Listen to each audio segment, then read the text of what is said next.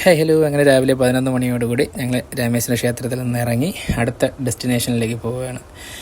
വേറെ ഒന്നുമല്ല, ധനുഷ്കോടി. ഹിസ്റ്റോറിക്കൽ ധനുഷ്കോടി എന്നത് പ്രത്യേകം നമ്മൾ പറയേണ്ടിയിരിക്കുന്നു. അറിയാലോ, രാമരാവണ യുദ്ധത്തിൽ രാമസേതു നിർമ്മിക്കപ്പെട്ട ഒരു സ്ഥലമാണ്. അത് ത്രേതായുഗത്തിൽ, അത് രാമായണത്തിൽ കൂടി പ്രതിപാദിച്ചിട്ടുള്ള സ്ഥലമാണ്. എന്നതിലുപരി ഇന്ത്യയുടെ തെക്കേയറ്റം, ഒരു രാജ്യവുമായിട്ട് ഏറ്റവും കുറഞ്ഞ ദൂരം സമുദ്ര അതിർത്തി പങ്കിടുന്നതും കൂടെയാണ് ഈ പറഞ്ഞ ധനുഷ്കോടി. പിന്നെ അതുപോലെ തന്നെ അത്ഭുതകരമായ ജലജീവികളും പുഴപ്പുറ്റുകളൊക്കെ ഉള്ള ഒരു പ്രദേശം കൂടിയാണ്. ഇന്ത്യൻ മഹാസമുദ്രവും ബംഗാൾ കടലും കൂടെ ചേരുന്ന ഒരു രണ്ട് കടലിടുക്കൾ ചേരുന്ന ഒരു സ്ഥലം കൂടിയാണ് ഈ പറഞ്ഞ ധനുഷ്കോടി. എന്നത് മാത്രമല്ല, ഒരു 9.5 കിലോമീറ്റർ ചുറ്റളവിലുള്ള ഈ നഗരം രാമേശ്വരത്ത് നിന്ന് 18 കിലോമീറ്ററാണ് നമ്മൾ എത്തേണ്ടത്.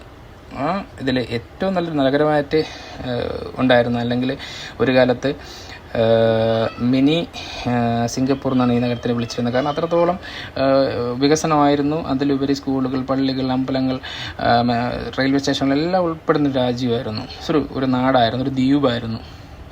പക്ഷെ ഒരൊറ്റ രാത്രി കൊണ്ട് ഇതെല്ലാം നശിച്ചു.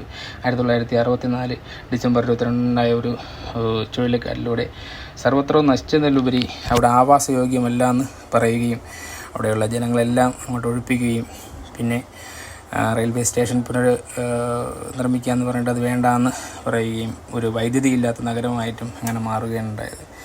സത്യത്തിൽ ഇതിനെ ഡെവിൾസ് സിറ്റി എന്നും കൂടെ പറയപ്പെടുന്നുണ്ട്. പക്ഷേ നമുക്കെന്തായിരുന്നു അത് ഈ അഭിമാനം. അശോകസ്തംഭം അവിടെ വന്ന് ഫോട്ടോ എടുക്കാനും ഒക്കെ ആൾക്കാർ നല്ല തിരക്കുണ്ട്. ഡിസംബർ ഞാൻ പോയത് ക്രിസ്മസ് ടൈമിലായതുകൊണ്ട് തന്നെ നല്ല തിരക്കായിരുന്നു. പണ്ട് ഒത്തിരി വ്യാപാരം ഇവിടെ നിന്ന് ശ്രീലങ്കയും ഇവിടെ നിന്നും രാമേശ്വരത്തുനിന്നും അല്ലെങ്കിൽ ധനുഷ്കോടിയിൽ നിന്നും പോയിരുന്ന ഈ സ്ഥലത്ത് ഇപ്പോൾ ആകെ ഉള്ളത് ചെറിയ ചെറിയ മാലകളും മുത്തുകളും പിന്നെ വളകളൊക്കെ കച്ചവടം ചെയ്തിരിക്കുന്ന കാഴ്ചയാണ് നമ്മൾ കാണുന്നത്. ആ ദുരന്തം ഈ നാടിനെ തീർത്തും വിഴുങ്ങിയെന്ന് വേണം പറയാൻ. ചരിത്രം പറയുകയാണെങ്കിൽ ഒത്തിരി ഉണ്ട്, വിശദമായിട്ട് പറയാനുള്ള ടൈമോ കാര്യങ്ങളോ ഒന്നും തന്നെ ഇല്ല. ചെറിയ ഷോർട്ട് വീഡിയോ ആയതുകൊണ്ട് തന്നെ ചുരുക്കി പറയുകയാണ്. നിങ്ങൾക്ക് എന്തെങ്കിലും ഉണ്ടെങ്കിൽ നമുക്ക് ഗൂഗിളൊക്കെ സെർച്ച് ചെയ്താൽ നിങ്ങൾക്ക് കൃത്യമായിട്ട് കിട്ടുകയാണ്. നമുക്ക് ഇവിടെ ബൈനാക്കുലർ വെച്ചിട്ടുണ്ട്. നമുക്കതിൽ അക്കരെ ശ്രീലങ്കയുടെ അതിർത്തിയും കാര്യങ്ങളൊക്കെ നമുക്ക് കാണാൻ കഴിയും. നല്ല ചൂടായിരുന്നു ഞങ്ങൾ ഇറങ്ങുന്ന സമയത്ത്. പക്ഷേ എന്തെന്നെ പറഞ്ഞാലും ഒരു വല്ലാത്തൊരു ഫീലിംഗാണ്. രണ്ട് കടലുകൾ വന്ന് ചേരുന്ന സ്ഥലം. അവിടെ നിന്ന് ഇച്ചിരി കടൽ വെള്ളമൊക്കെ എടുത്ത് ഞങ്ങൾ പതിയെ അവിടെ നിന്ന് യാത്ര തിരിക്കാനുള്ള പരിപാടിയാണ്. പോകുന്ന വഴി ഭക്ഷണം കഴിക്കണമല്ലോ. ഭക്ഷണം കഴിക്കാൻ വേണ്ടി ഞങ്ങൾ തൊട്ടടുത്തുള്ളൊരു ഹോട്ടൽ. ഇവിടെയൊക്കെ ചെറിയ ചെറിയ ഹോട്ടൽസാണ്.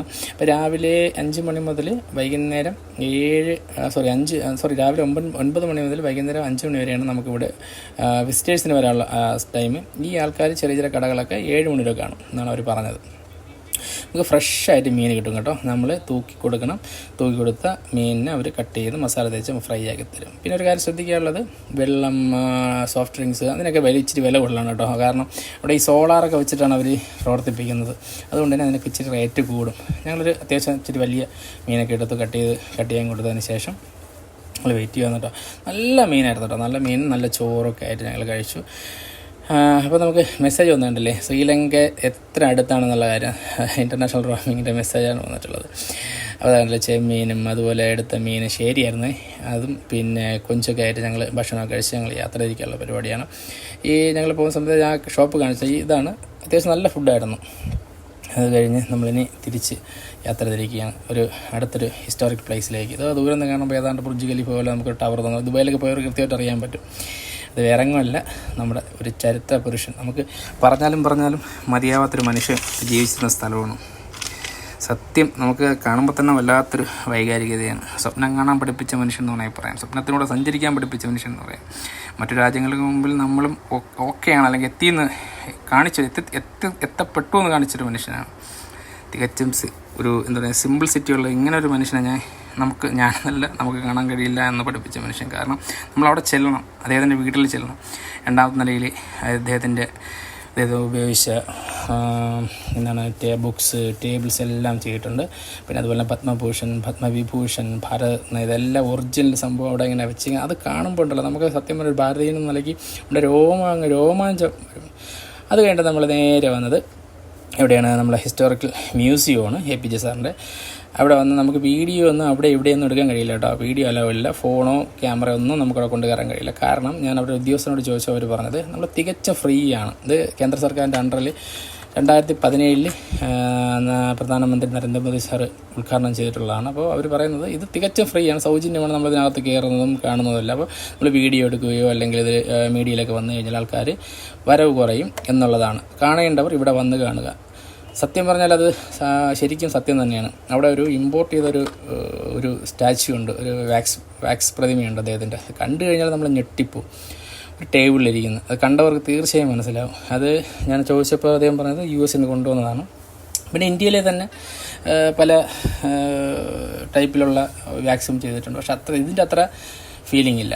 എന്താ വെച്ചാൽ അത് കാണുമ്പോൾ തന്നെ ഒരു പ്രതിമയാണെന്ന് നമുക്ക് മനസ്സിലാവും. പക്ഷേ ഇതങ്ങനെയല്ല, നമുക്ക് ജീവൻ തുളുമ്പും. വല്ലാത്തൊരു ഫീലാണ്. കണ്ടവർക്ക് അറിയാൻ പറ്റും.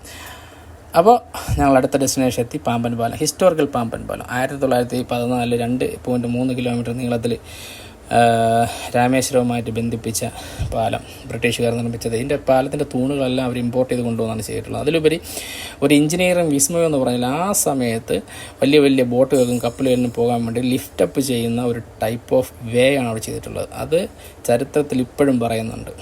എന്താ അല്ലേ 1964 ദുരന്തത്തിൽ ഈ പാലവും തകർന്നു പോയി. 40 ദിവസം കൊണ്ടാണ് നമ്മുടെ മെട്രോമാൻ ശ്രീധരൻ സാർ ഇത് റീഫിക്സ് ചെയ്തത്.